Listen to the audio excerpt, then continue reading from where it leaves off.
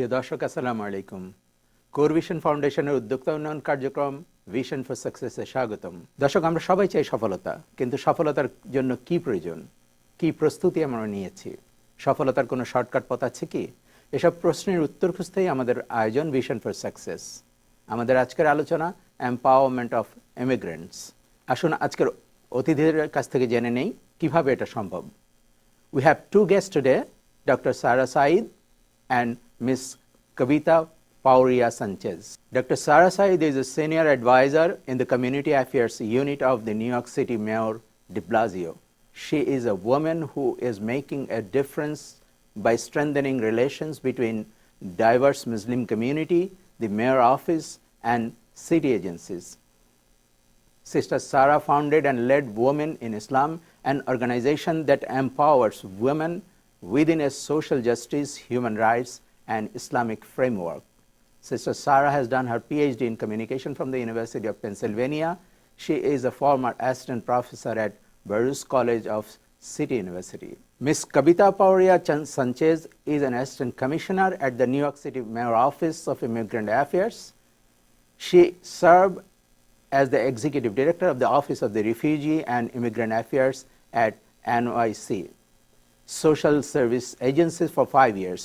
Ms. Kavita has done her Bachelor in Public Policy from Cornell University and Human Rights Law from City University. Assalamu alaikum.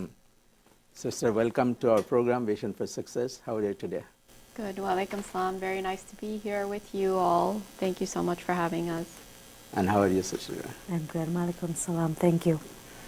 Sister, our today's program is a Vision for Success. Actually, we talk about the empowerment of people. Core Vision is working with people to empower people through entrepreneurship. So how your department, your service, I will start with Sister Sara, that you are working with the Community Affairs Unit of the New York City Mayor. Right. Before I answer the question, I just want to make a slight correction to my bio that was read, which is that, and this relates to the diversity of a Muslim community. I actually am not the founder of Women in Islam. It was founded by a leading African American Muslim woman here in New York City around the time of the Bosnia crisis, and her name is Sister Aisha Ladawiya. She's known widely in the community, a very respected elder. And I've had the privilege of working with her, as well as many other, diverse New York Muslim leaders. And I'm really excited that in this role that I have with the mayor's office, I get to continue some of that work that I've been doing with the community. And your program name is Vision for Success. And we have a vision for success for us and our work at the mayor's office of community affairs, which is really to see New Yorkers, Muslim New Yorkers among them, to be really engaged in civic participation, to understand how government works, to understand the resources that city agencies have to offer communities, and to be able to use these resources, in a time of need. And we are offering a variety of services across many different agencies. My colleague Kavita is from Immigrant Affairs, and we have other agencies like the City Commission on Human Rights, Small Business Services, the Department of Education serves New York City children, the New York Police Department, keeps our city safe. So there are a variety of different agencies, and we want to make sure that Muslim communities and New Yorkers broadly are very comfortable with what we are offering. And so that's what I'm. Affairs unit also. There's consumer affairs. There's housing and housing. There's all kinds of programs that are there. Your organization is connecting. Your department role is to connect the community with the mayor office, or. Yes, we connect. Our unit is basically the communications link between the mayor and New York City communities. So we work in all the 5 boroughs. We have borough directors. We have constituent liaisons like myself.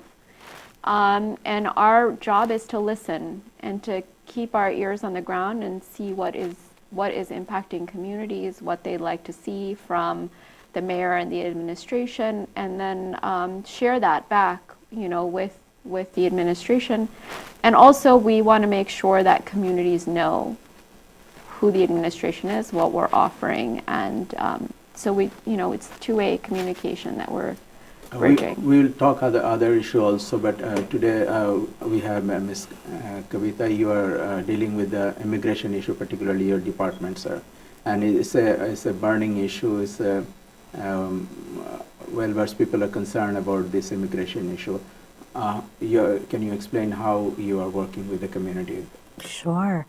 So I think similar to what Dr. Sarah was sharing, the Mayor's Office of Immigrant Affairs works tirelessly every day. We're out in communities listening to what the needs of immigrant communities are, whether it's the Bangladeshi community in the Bronx or Queens, or the African community in the Bronx and Staten Island.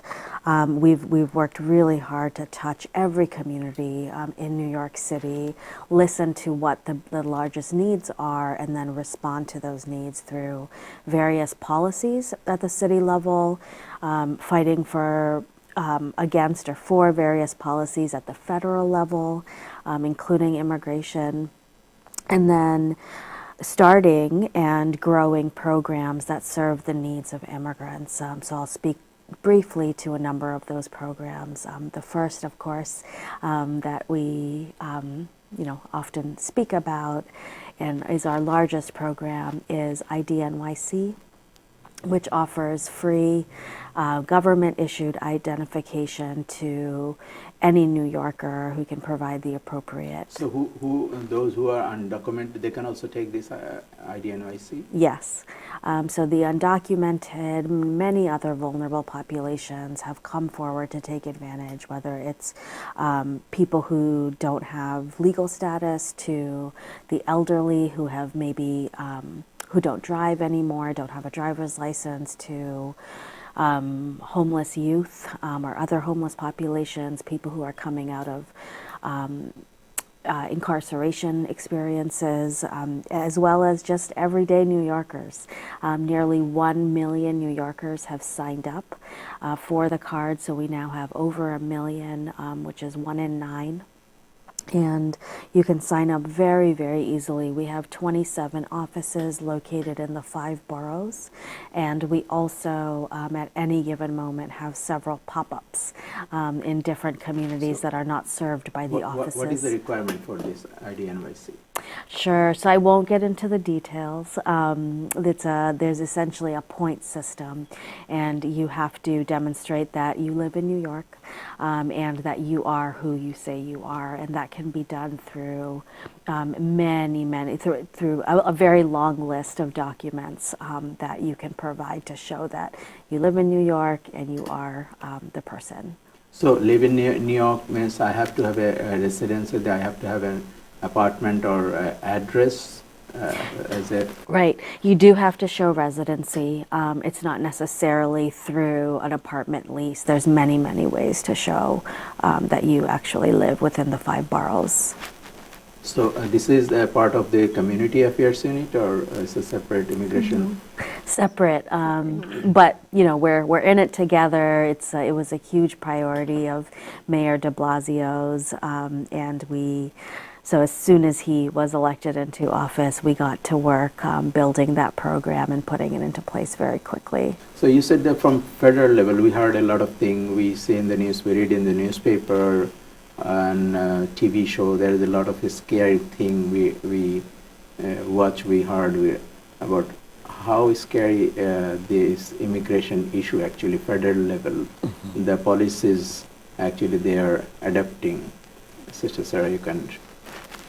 Well, I think it's definitely been alarming. It's been, I think, a drastic change, the posture of this administration compared to the last one in terms of immigrants and their rights. And I'm sure Kavita can share a lot more of than I certainly have the knowledge to. But I think that people definitely feel that they are not welcome here, as immigrants. Broadly speaking, I think that America is going through a period of figuring out what it means to be American, and many of us who have been advocating for people who are from all cultures and diverse cultures to be part of the American fabric, and we are a part of the American fabric, but there's a part of our country that doesn't see us as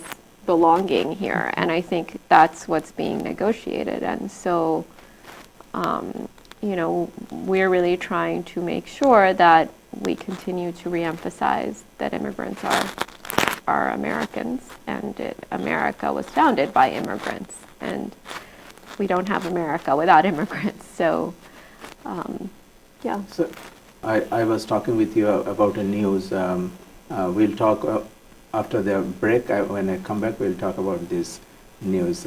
We'll take a short break shortly. Viewers, we will take a quick break. We'll come back shortly.